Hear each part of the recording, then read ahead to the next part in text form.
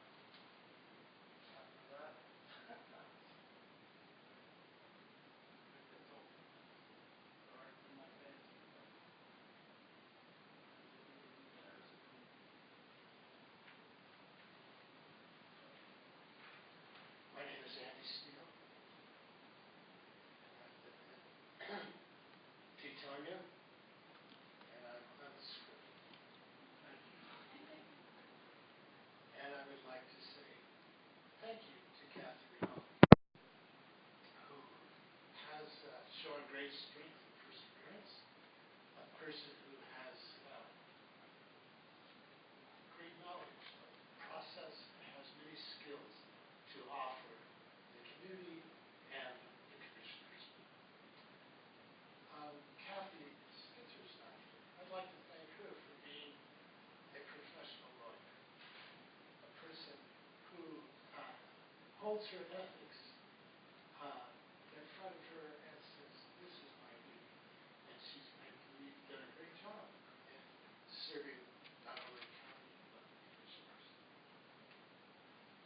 And there are other people like Don, who's always here, solid, scripting flows the wrong way.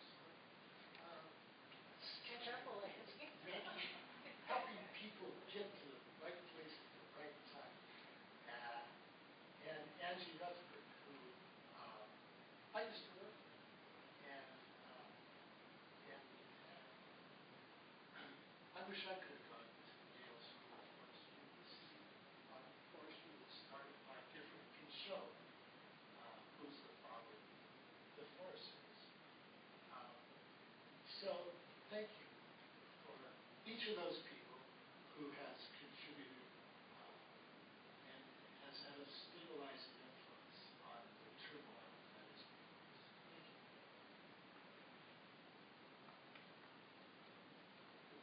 I would second that. I appreciate you guys too.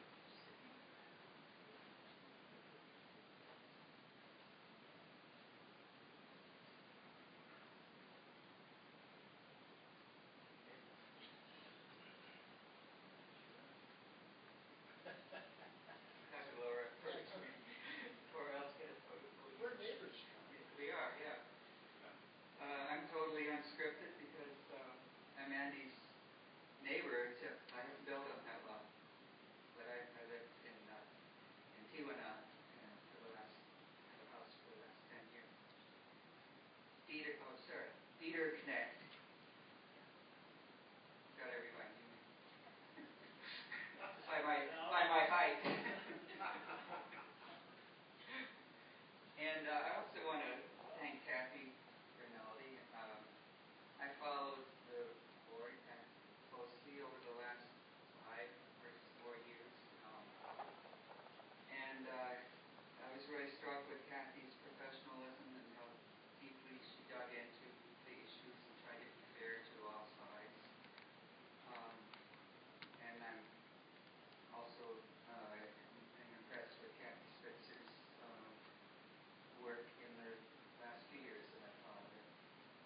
I really value this kind of work, of being deliberate in how you do things and evaluating all the sides. I think the last board of commissioners did a very good job of that. I think they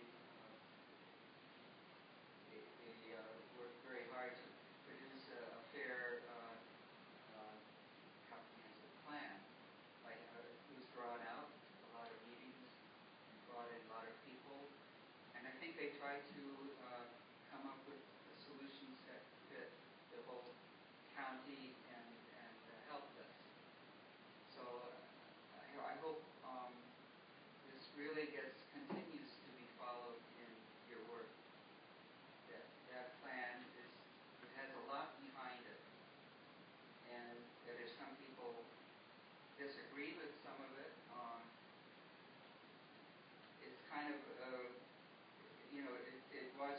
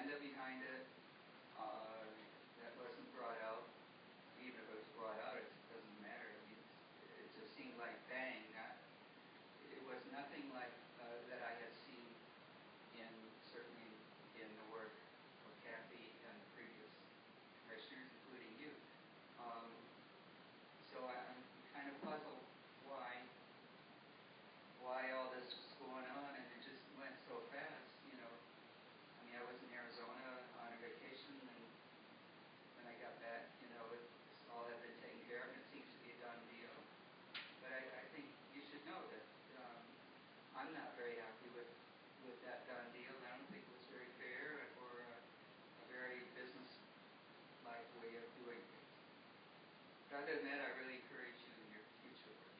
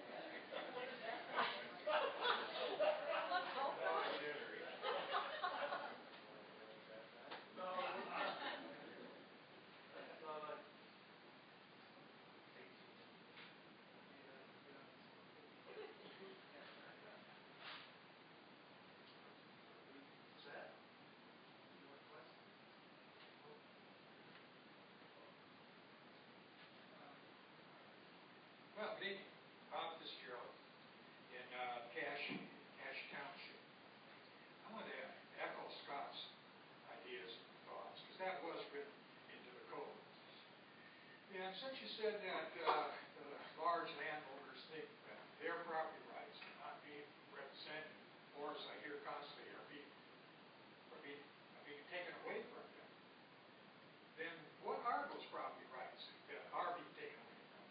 In fact, what are the property rights? And I wish you would include that in the 12-month thing that you're supposed to write. Right? So that way,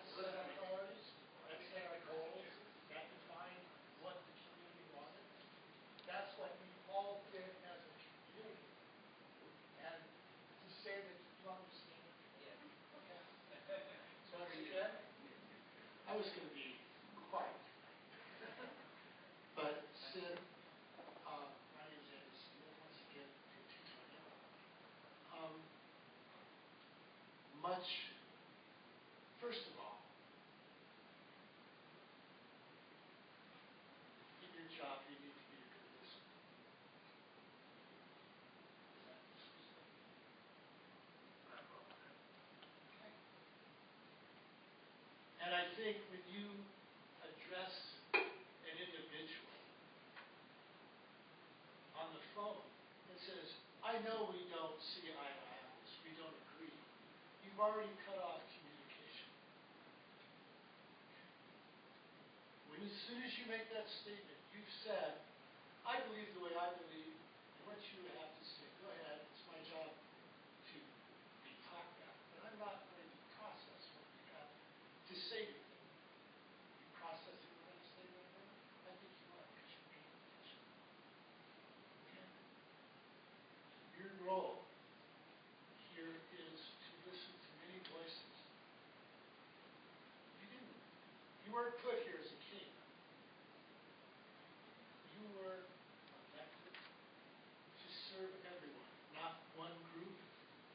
You may have biases, you may have prejudices, you may lean in your own political way, and that's good. But that doesn't mean you close your mind to other voices. The comprehensive plan was an investment in our community. It provided stability, and it provides vision, a shared vision. You're trying to change that vision. Right? Are you trying to change that vision? There are things in that comp plan, namely wildlife overlay scheme. Sorry, go ahead. That's all right. It's one you disagree with. Kelly? My neighbor? You know, I haven't said anything about the road. Because you have to drive it too. And I know that road would be fixed if it could be. And I won't say anything about it because I know things are working the best they can. Yeah. I've been driving around the other way and so have you. It's really getting much for you. Yeah. So I've lost my train of thought here. If there was ever any thought, who knows? Yeah. Kelly, you were part of that planning process. And you said, yes, this is a community plan. And now you've changed your mind. How's that? How do you say that? I say that because I've heard in the last meeting I attended in public, you talked about the fact that there's things we're going to change in the plan. As far as what had, the only thing that I've said is What have you said? Go ahead. the part where some of the stuff that we had brought out of the comp plan is stuff that's not added into the laws of the comp plan. They have to be in there, like the bananas, for instance. And that was also just a good point. I haven't got the list of things that I listed, I kept it, and that's fine. And that's the part that I was trying to bring with Mr. Cooper's on board, is to look at that and see why we hadn't done that. So perhaps you could What you want. write those down so that the public could see what you are looking at. Because that doesn't sound like what Mr. Coons is looking at. But maybe you're looking at the same thing and we are ignorant of what specifically you are addressing. Because that, what the innuendos, the inferences are that I don't buy into this anymore. We're going to change this because a group of people got together and made something up that I don't like, and I'm going to change it. That's what I'm hearing tonight. Is that true? What I'm saying is I'm looking at the specific ones I had and what the chair was on. And maybe that would remind people of why maybe I'm a little bit scared of what's going on here. I said, Well, I think everybody's scared of what's going on here. I'm nervous. So let's get it in writing. So we can all say, oh, this is what they're thinking. Yeah. Or this is the direction they're taking. That's good communication. That's good leadership. This is where we're headed. It's like I know we get away from what we talked about 6 months ago. Now we're doing the comp plan optimization. I have those votes. Yes, so. You do? It's like it frustrates me to not see that happen.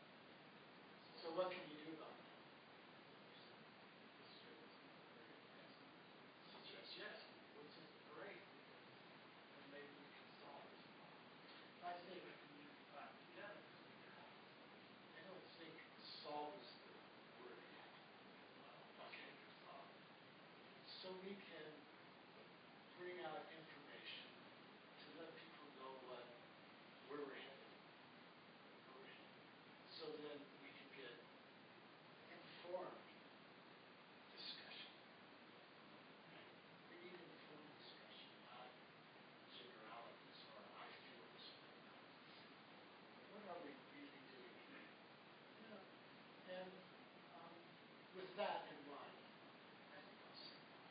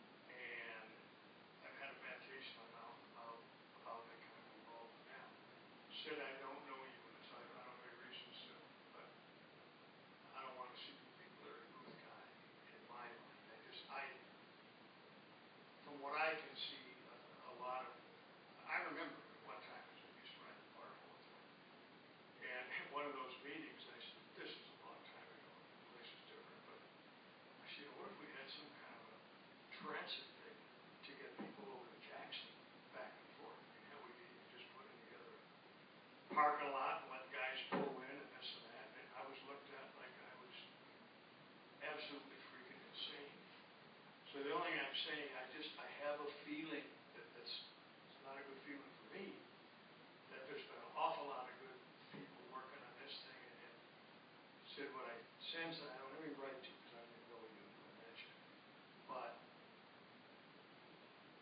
I just feel that the comp plan is probably going to work on by a lot of real good people. I'm also guessing there are a lot of places open for people that are PO'd now, that they very well could have gotten in there and done that. So that's just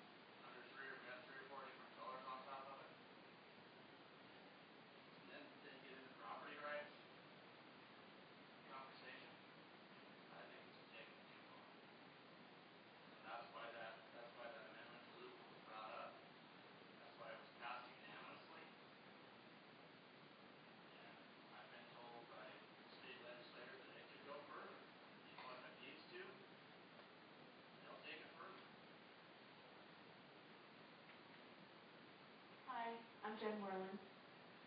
I'm just curious, what about the overlays, what scares you about it? Because, do you know what an overlay is? Do you know what is required? Do you know what's restricted? Because I would love to know from you what you think it is. It restricts what you can do on that property. Like what? Development. That's zoning. Zoning restricts that. Do you know what an overlay does? What does it entail? It requires just an extra evaluation before you go in to develop anything. It doesn't restrict the number of houses. That's zoning. Do you understand that? It's zoning. So I'm just curious what exactly scares you so much about it? If you impede development, okay, if you've got to have a study and evaluation for every one of those overlays, okay, all I'm saying is if you want to curb development or regulate them to death, regulate them until they lose interest, or it makes it unfeasible to develop, I feel like that is kind of where we were headed. You know, if you make them do so many studies, so many permits, you know, you do a study here, study there, you know, and you're telling them it's not feasible to develop their ground and or sell it, or, you know, I mean, I understand zoning. Well, thank you. Good. I'll let you finish. I'll just say, I'll let you finish. And that's why we hired Mr. Loosely, I mean, to take us through that process. And I would appreciate that you guys get involved with it, stay involved, and be a part of it.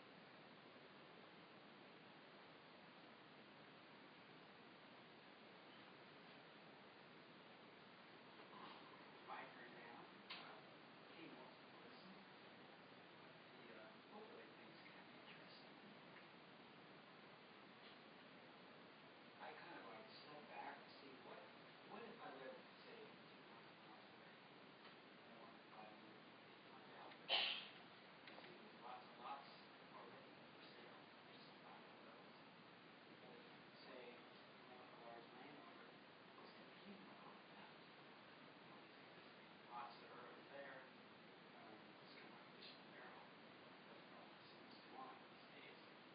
I just wonder if the transit space are where people, they want to qualify, they like, where you said, your position, high income, all that. So I wonder if these overlays would be attractive for a buyer rather than an impediment to the seller. It's just a question. But maybe they're not so bad from the buyer's point of view. Sure, it costs money to do studies, but I remember during the big boom of the real estate, that kind of stuff was chump change. I had to do a little boundary adjustment right there, just a few corners, and it was right there at the height of the mid-2000, where I could hardly get a surveyor to do it because it was such a small job. But it cost me $2,000. And I used to be a surveyor. I know what that kind of stuff involves. I was really shocked. But that's where, and they said, oh, no one ever complains about these prices because they just pay it. But since I was just some Joe Smo, not a big developer, I just had to adjust my neighbors.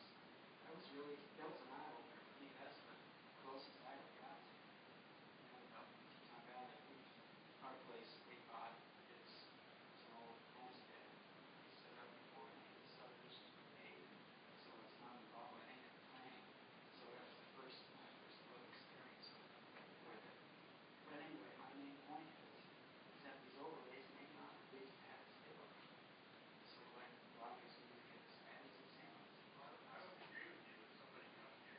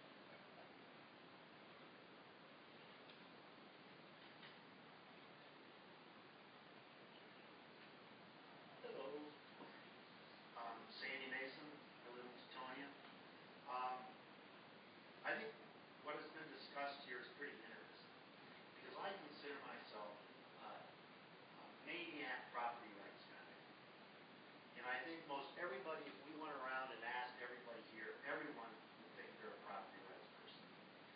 And I guess in terms of just quickly referring to the wildlife overlay, I think we need some historical perspective here. Originally, when that was done, the committee that came up with the compromise, which was the wildlife overlay, was a very diverse group of folks from all sides, as diverse as you would have wanted it, really. And they came up with a compromise that wasn't perfect. If you really read the ordinance, doesn't really have any teeth in it. It does not restrict anybody's ability to build houses to the density of what the underlying zoning is. So, in terms of property rights, I want my property rights protected. So therefore, if my neighbor who lives in the wildlife overlay is not aware of the value of what's on that land because of sharp-tailed grouse, who I happen to like, moose, you name it, and they go in without any overseeing at all of what they can do, not saying they can't develop it, but they should be sensitive to where the development takes place. I consider that taking away my property rights because it degrades my property and its natural values. So I've always wondered over the years, I don't know how we could do it. We'd have to probably lock ourselves in a room for about a week. But it'd be really interesting to get all sides of this property rights issue in one room, lock the door, and let's have a discussion until we're all so exhausted we can actually start hearing each other about how we're all concerned about all our property rights. Because to me it comes down to a fairness issue. And it shouldn't be the first one in controls everyone else. For instance, I know I'm not going to mention any names. Historically, you might remember this, when we started doing the crazy, let's change our zoning from Ag 20 to Ag 2.5. Because we wanted options. Everyone was afraid of losing their options of what they could do with their land. So what do you think happened? Everyone started coming in, and some of those meetings I went till 2 in the morning.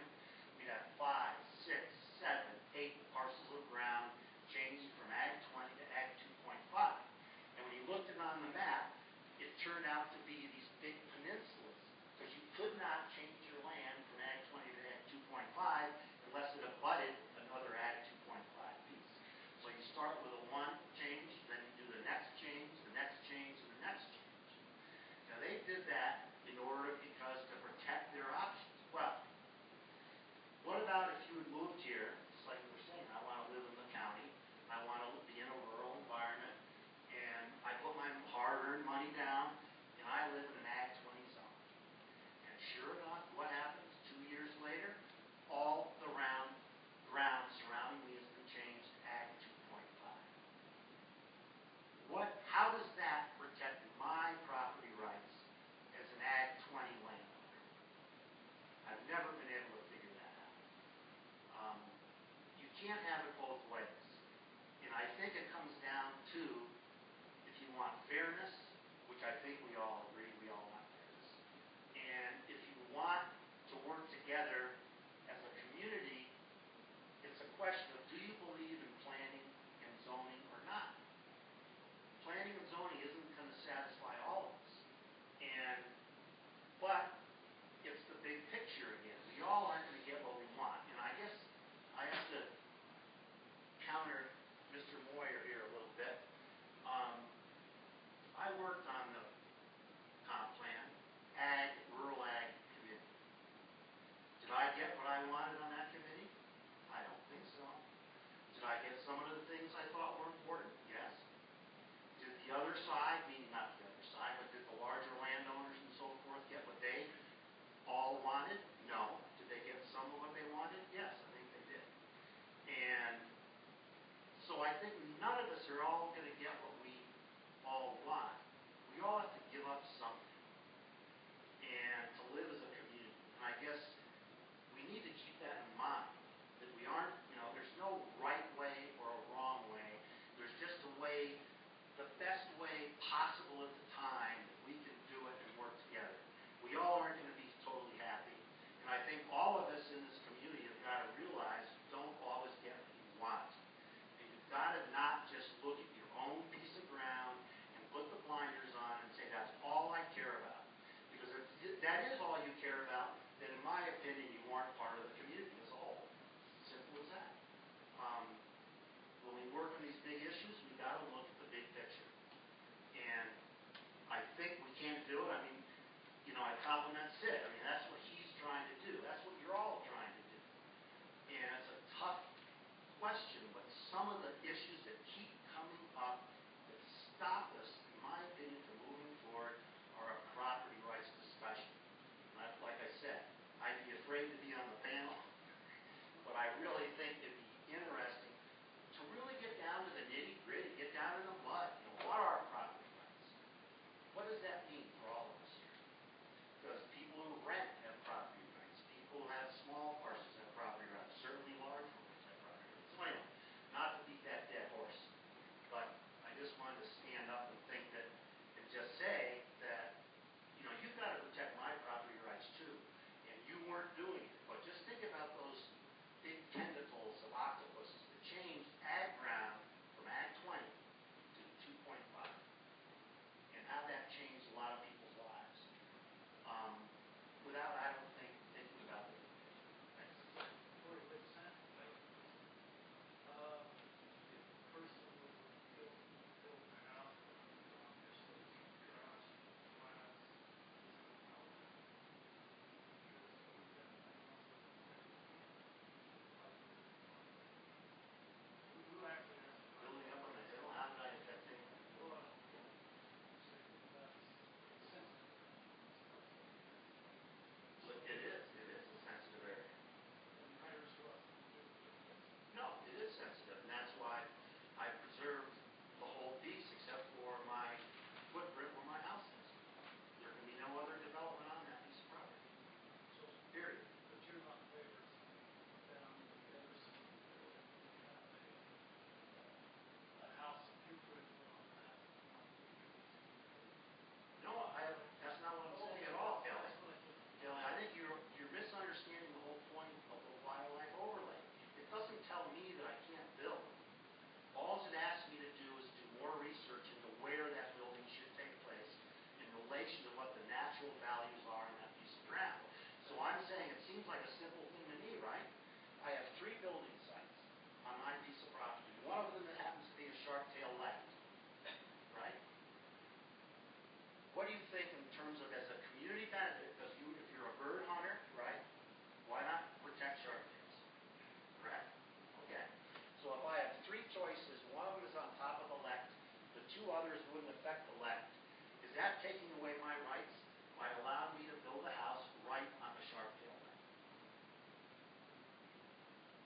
But what about this? What do you mean? If the neighbor next to you did on their house, I don't get where you're coming from. I'm just saying that, like the wildlife overlay identifies, let's say, natural resources, right? Let's say on my piece of property or anybody's piece of property, Zid's piece of property, there was a shark-tail left that, for all you know, it is a bird of major concern in the state of Idaho. That we should be doing what we can to help keep that off the endangered species list. I think everybody would agree to that. Because you want to talk about regulation, just let that one happen. Okay. So, you have 3 building sites on a piece of ground. One is going to destroy the lect, the 2 others aren't. I think it's perfectly legitimate, once that information comes into the landowner who's going to build his house, that he would pick the other 2. Either of the other 2. That's all I'm saying. You know, in terms of more information makes better decisions, I think. And those better decisions protect all of our property rights. In my opinion. Hey, Sandy, I agree, actually. Hey, you know, Sid, this is another historical story, which we'll get a kick out of this. You know, for years, you know, I'd be up, luckily I don't have to do it anymore, but I'd be up speaking to the commissioners and so forth. And there was a gentleman who had been in the valley a long time, you might remember, Noel